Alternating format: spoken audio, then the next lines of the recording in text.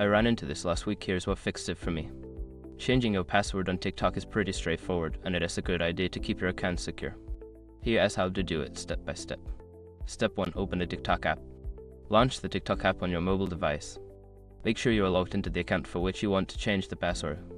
Step 2. Go to your profile. Tap on the profile icon located at the bottom right corner of the screen. This will take you to your profile page. Step 3. Access settings.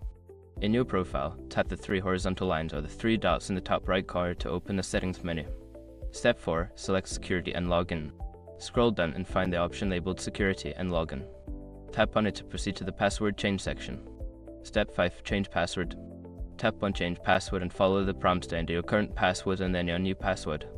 Make sure your new password is strong. Remember, if you forget your current password, you can reset it using your email or phone number linked to your account. Happy TikToking.